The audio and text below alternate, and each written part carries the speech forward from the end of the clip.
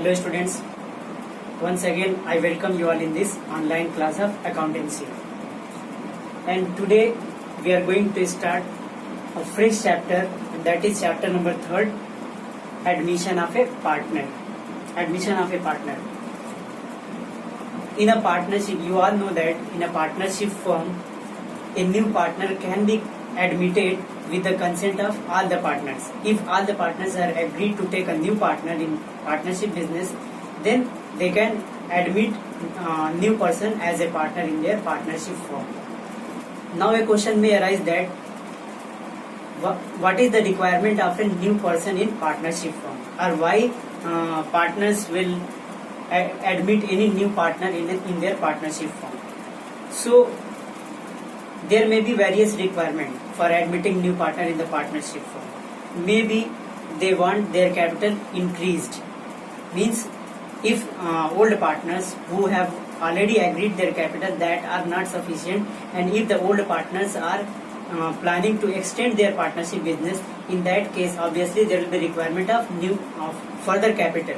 Means for extension of business more capital will be required, and for meeting that additional capital a new partner may be admitted in the partnership firm.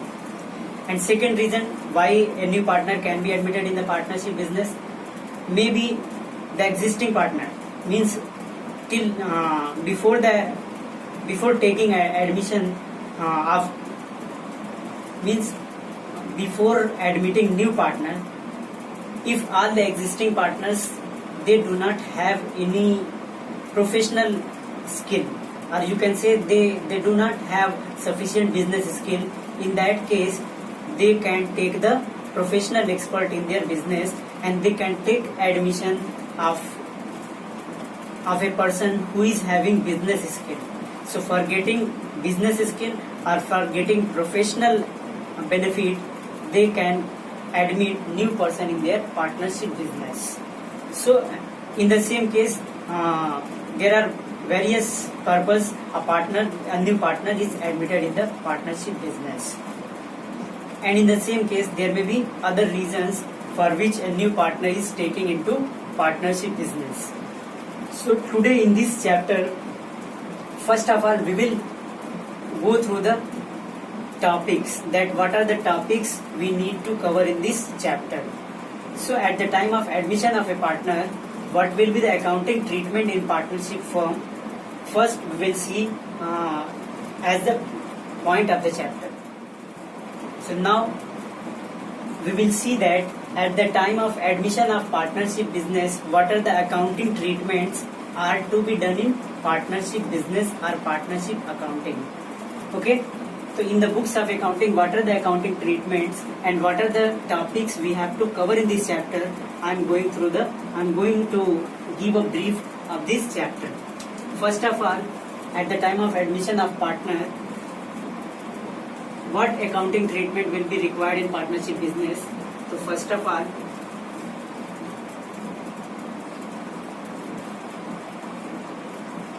calculation of new ratio and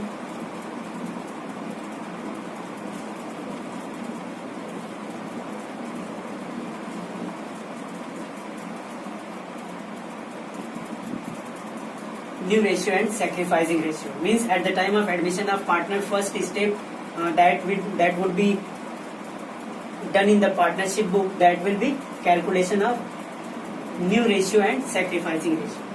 Then after, accounting treatment of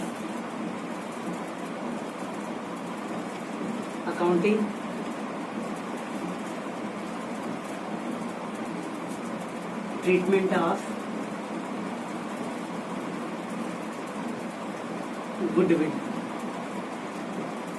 Then accounting treatment of reserves, accumulated profit,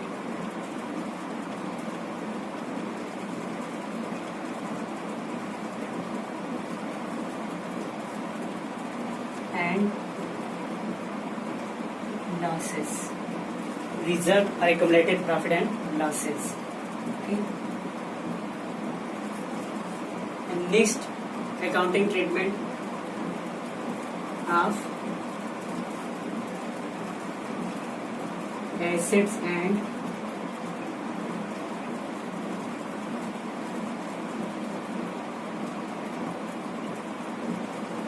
liabilities. And next,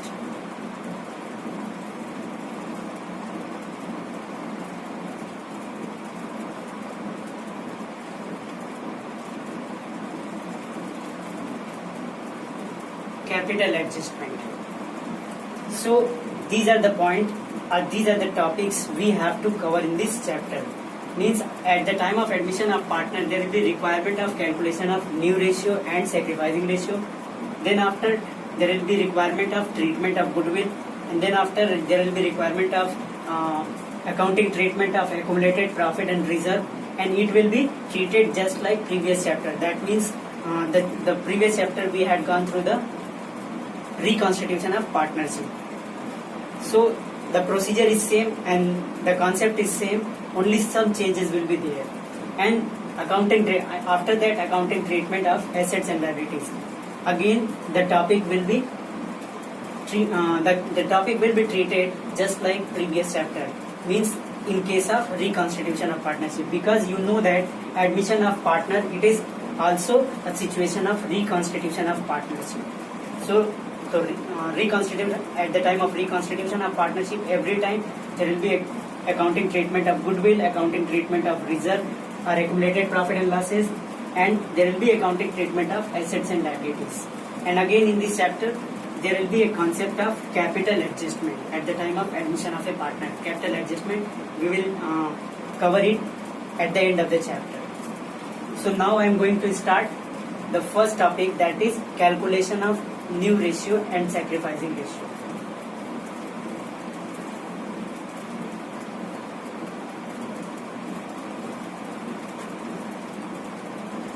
Okay, calculation of new ratio.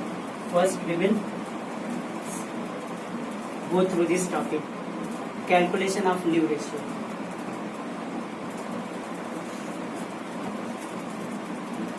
When we were going through the previous chapter, that was reconstitution of partnership firm, I had told you that at the time of reconstitution there will be change in the profit sharing ratio of the partners. So in the same case, at the time of admission of partner, you all know that one new partner will be entering in the partnership business. So whenever a new partner will enter in a partnership business, the new partner will take the share of gain from the old partners. Means उसका जो sharing profit होगा, जैसे जो new partner enter कर रहा है partnership business में, उसको अपना शेयर ऑफ प्रॉफिट कहीं ना कहीं कहाँ से मिलेगा, जो एग्जिस्टिंग पार्टनर या यू कह सकते हैं कि ओल्ड पार्टनर उस नए पार्टनर के फेवर में अपना कुछ पार्ट, अपना प्रॉफिट का कुछ पार्ट न्यू पार्टनर के फेवर में सैक्रिफाइस करेंगे, तभी जाकर के न्यू पार्टनर का कुछ शेयर मिलेगा पार्टनरशिप बिजनेस में. तो ये क्लियर है कि जब भी न्यू पार्टनर आएगा तो न्यू पार्टनर अपना जो शेयर ऑफ प्रॉफिट होगा, जैसे मान लो सपोज दैट कहते हैं कि x is a new partner, और न्यू पार्टनर है तो कितने का न्यू पार्टनर बन रहा है, 1/5 शेयर के लिए. यानी प्रॉफिट में या पार्टनरशिप बिजनेस में उसकी शेयरिंग कितनी होगी, 1/5. ठीक है, तो ये 1/5 शेयर उसको कहाँ से मिलेगा, 1/5 शेयर उसको ओल्ड पार्टनर से मिलेगा. तो जब भी कोई न्यू पार्टनर आएगा पार्टनरशिप बिजनेस में तो उसको ओल्ड पार्टनर से ही लेना होगा. जैसे मैंने एग्जांपल के तौर पे बताया था, सपोज 1000 रुपीज का या 10,000 रुपीज का फर्म में प्रॉफिट होता है. ठीक है, profit amount is 10,000 rupees and there are 2 partners A and B, and they are distributing their profit in the ratio of 3:2. So in that case, at the time of 10,000 profit, A will get profit that will be 10,000 multiplied by 3/5. So that he will get 6,000 and B will get 4,000. Okay, 4,000. But if there is a partner C is also admitting in a partnership business for 1/5 share. For 1/5 share.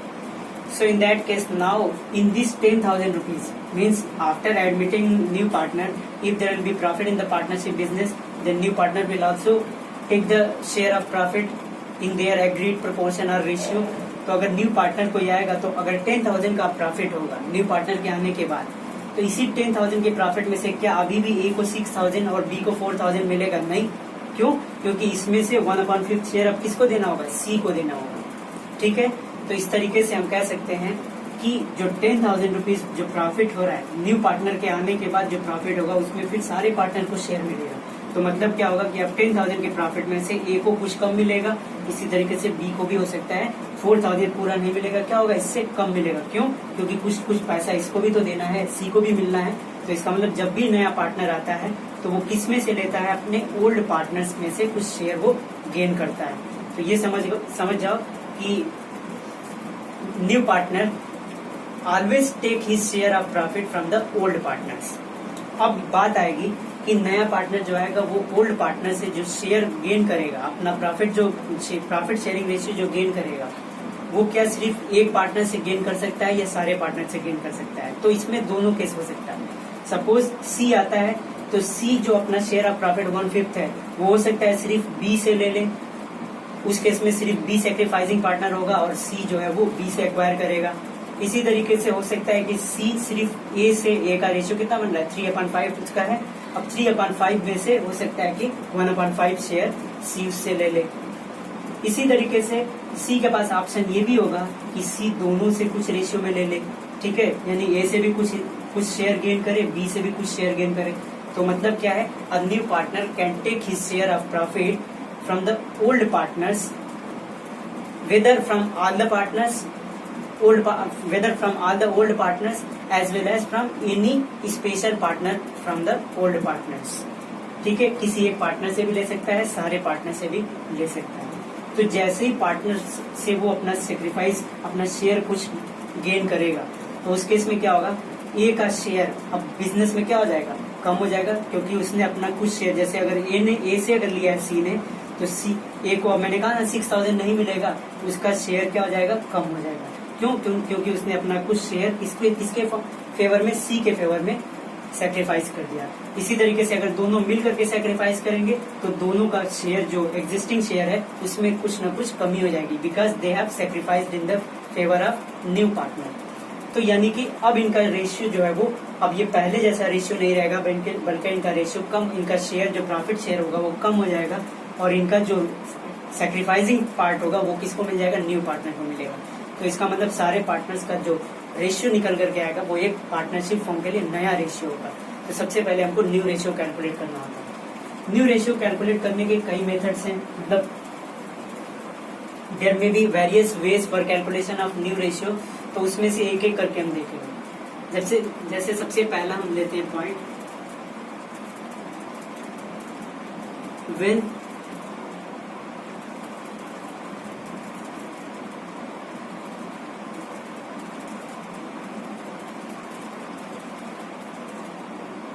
when new partners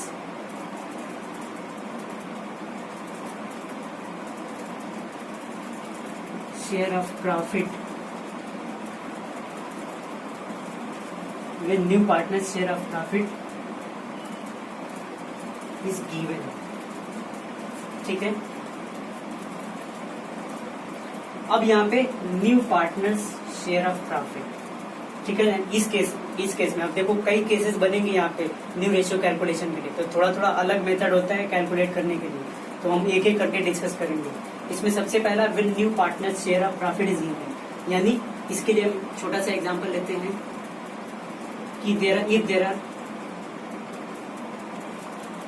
to partners, their PSR means their profit sharing ratio was 1:1. That means they were equal partner.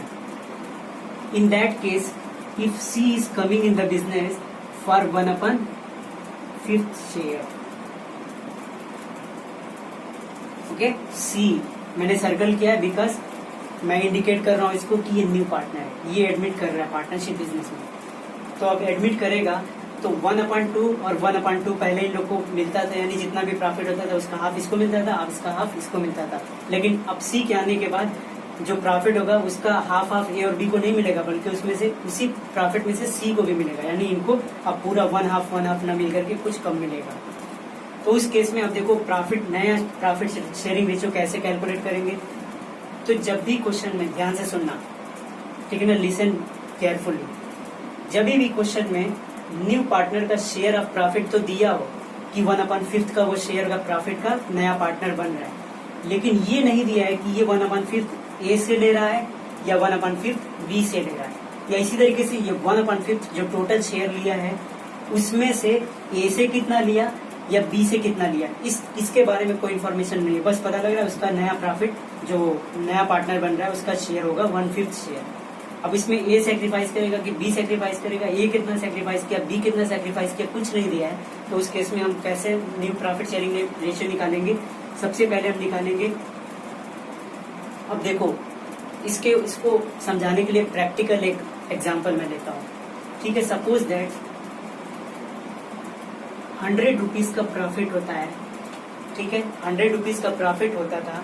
तो उस case में जो दो partner थे उनको कितना profit मिलता था, 1/2, यानी ए को मिलता था, ए को इसी 100 का 1/2 मिलता था, यानी 50 रुपीज। बी को भी मिलता था इसी 100 का 1/2, यानी 50 रुपीज।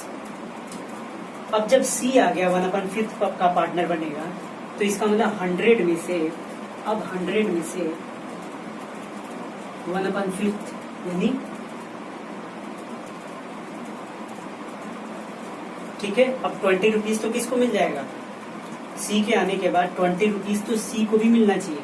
तो उस केस में 100 रुपए के प्रॉफिट में से क्या ए को भी 50 मिलेगा, बी को भी 50 मिलेगा, नहीं।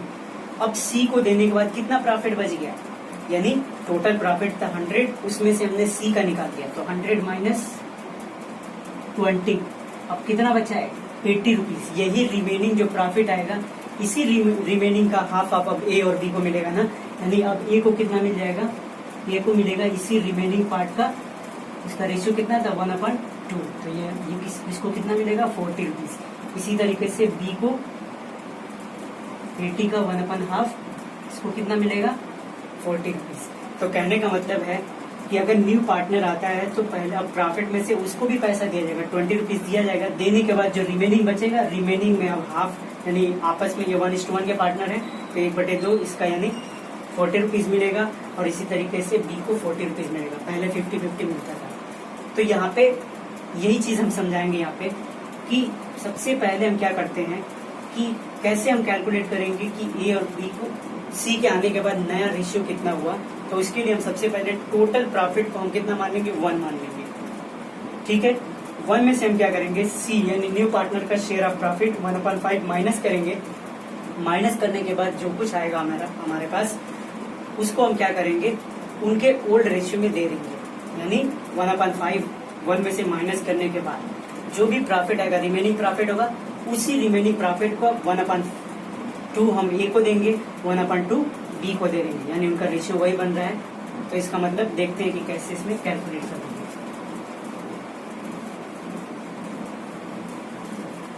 सबसे पहले क्या करेंगे, लेट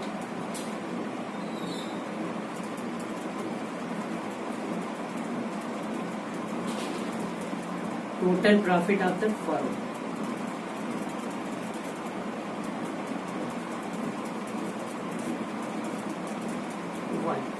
ठीक है 1। अगर ये 1 रुपए का प्रॉफिट माना जाए तो remaining profit after C share, ठीक है, रिमेनिंग प्रॉफिट। तो कैसे निकालेंगे, टोटल में से 1 में से सी को कितना दे दिया 1/5, ठीक है 1/5। तो इसको हम क्या करेंगे, इसके नीचे कुछ नहीं होता तो एलसीएम लेंगे 5 माइनस, यानी हमारा 4/5, ठीक है। रिमेनिंग प्रॉफिट कितना आ गया 4/5, यानी टोटल में से सी को देने के बाद 4/5 टोटल बचा हुआ है रिमेनिंग प्रॉफिट। अब उसी रिमेनिंग में से ए और बी ले लेंगे, क्योंकि सी को देने के बाद अब जो बच रहा है उसमें से ए और बी का ही होगा, तो लिखेंगे as new ratio, as new ratio, यानी वही रिमेनिंग प्रॉफिट का 4/5 का, जैसे मैंने वहां पे निकाला था 80 रुपीज का 1/2 और 80 रुपीज का 1/2, तो ऐसे ही रिमेनिंग हमारा है 4/5 का। इसका रेशियो आपस में क्या बन रहा है 1/2, क्योंकि रेशियो का आपस में ऐड करके नीचे करते हैं, तो ये 1/2, ये हमारा आ जाएगा 4/10। इसी तरीके से बीज न्यू रेशियो, ठीक है, उसी रिमेनिंग प्रॉफिट का जो कि सी को देने के बाद आया, बी का भी शेयर कितना बन रहा है 1/2, तो 4/10, ठीक है। अब ये सी का रेशियो पता ही है, ए का नया रेशियो पता लग गया, बी का नया रेशियो पता लग गया। अब हम क्या करेंगे, सबको एक साथ लिखेंगे, ठीक है ना। न्यू रेशियो इक्वल टू कितना हो रहा है 4/, सिस्टम से लिखेंगे, ए का पहले लिखेंगे, फिर बी का 4/10 एंड सी का 1/5, जिसने के लिए पार्टनर बनेंगे। अब एलसीएम बराबर नहीं, हम क्या करेंगे, यानी डिनोमिनेटर जो था वो इक्वल नहीं था, इसको हम क्या करेंगे, एलसीएम लेंगे तो 10/5 का एलसीएम 10 होगा, ठीक है। ये ऐसे ही रह जाएगा 4 5 2 10 और 2 को ऊपर मल्टीप्लाई करेंगे तो 2। इसका मतलब कि ये हमारा रेशियो कितना बन गया 4:2।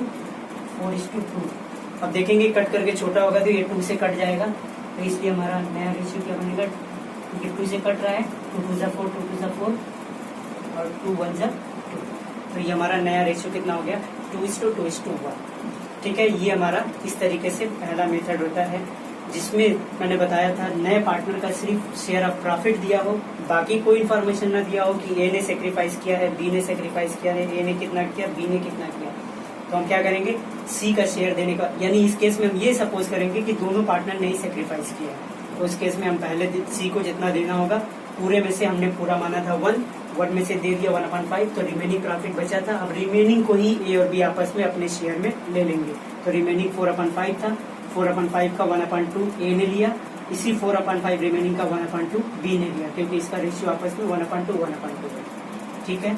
उसके बाद हम क्या करेंगे, सबको बराबर करके एक नया रेशियो निकालना है, ठीक है। इसी तरीके से हम एक और सिचुएशन देखते हैं,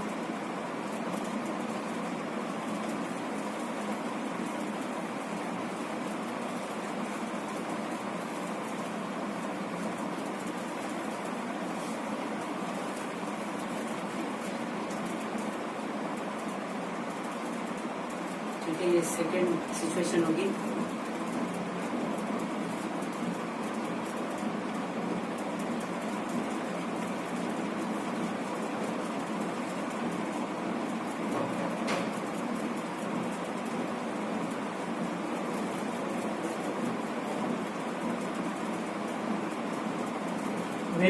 when new partner takes his share equally from old partners, यानी कह रहा है जब नया पार्टनर क्या करता है ओल्ड पार्टनर से इक्वल रेशियो में, यानी यहाँ पे क्लियरली बोल दिया है कि क्या ले रहा है, इक्वली फ्रॉम ओल्ड पार्टनर्स। जैसे मान लो A and B, there are two partners, their ratio is 3:2. C again coming in the business for 1/5 share, ठीक है। वहां पे अभी जो मैंने एग्जांपल लिया था सिर्फ क्वेश्चन यहीं पे था, लेकिन यहाँ पे क्वेश्चन में एक और इन्फॉर्मेशन दिया है कि जो 1/5 शेयर सी को जो मिला है, तो बोलेगा C takes his share equally from A and B, ठीक है ना। ए से जितना दिया उतना ही बी से लिया, तो दोनों से इक्वल ले करके टोटल कितना उसको मिला है 1/5 शेयर, ठीक है। तो अब हम ये सबसे पहले निकालेंगे कि ए ने अपना कितना शेयर सेक्रीफाइस किया और बी ने अपना कितना शेयर सेक्रीफाइस किया।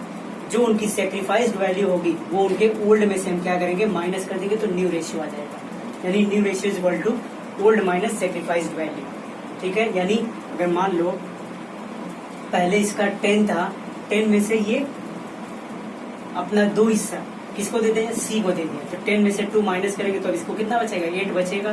तो ऐसे ही यहाँ पे सबसे पहले हम निकालेंगे ए ने अपना सेक्रीफाइस, ए की सेक्रीफाइस वैल्यू और बी की सेक्रीफाइस वैल्यू। तो लिखेंगे